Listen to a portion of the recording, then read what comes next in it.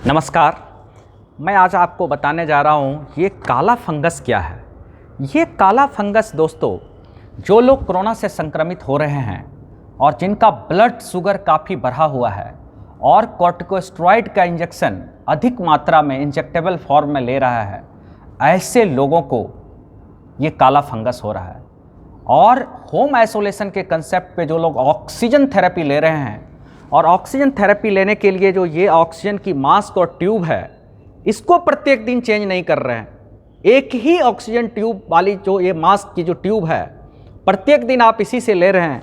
और ये ह्यूमिडिफायर जिसमें पानी रहता है, इसको भी आप प्रत्येक दिन अगर चेंज नहीं कर रहे हैं, ऐसे लोगों को भी ब्लैक फंगस ज़्यादा होता है। क्योंकि ये ब्लैक फंगस हमारे शरीर में ये नाक के द्वारा और मुंह के द्वारा और कहीं पर अगर शरीर आपका कटा फटा हो उसके माध्यम से आपके शरीर में प्रवेश करता है। और ये काला फंगस है क्या? इस तरह के काले काले स्पोर्स हैं जो कि हमारे शरीर में नाक के माध्यम से, जो कि मिट्टी में प्राय रहता है, लेकिन अगर आपकी शरीर की प्रतिरोधक क्षमता कम है, शुगर बढ़ा हुआ है, कोरोना से संक्रमित है, कॉर्टिकोस्टेरॉइड चल रहा है, तो ये स्पोर्स हमारे नाक या मुंह के द्वारा जाता है और इन्फेक्शन होता है। तो सबसे पहले ये कहाँ इन्वॉल्व करता है, ये हमें जानना चाहिए। ये सबसे पहले जैसा कि बताया कि नाक के थ्रू घुसता है, तो ये नाक के थ्रू अगर आपके शरीर में प्रवेश किया तो नाक में इस तरह के काले काले स्पोर्स आपको दिखाई देंगे।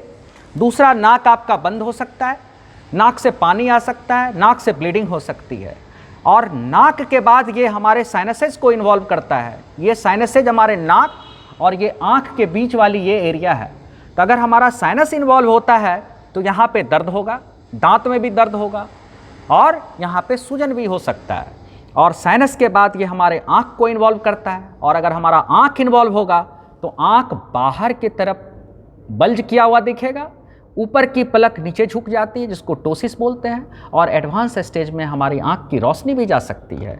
और सबसे जो लास्ट स्टेज है, अगर हम नाक, साइनसेज और आँख तक के इन्वॉल्वमेंट में इसको नहीं डिटेक्ट कर पाए तो ये हमारे मस्तिष्क, ब्रेन तक चला जाता है। और जब ब्रेन को इन्वॉल्व करता है तो हमें चक्कर आ सकता है, बेहोशी आ सकती है, सीजर आ सकता है, चमकी आ सकता है।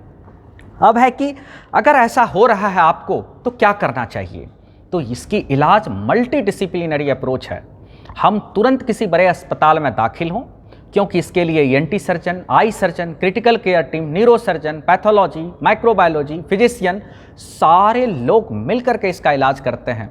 ईएनटी सर्जन आपके नाक में एंडोस्कोप डाल करके इस फंगस को निकाल करके माइक्रोस्कोपी करके कंफर्म करेंगे कि हाँ ये ब्लैक फंगस है।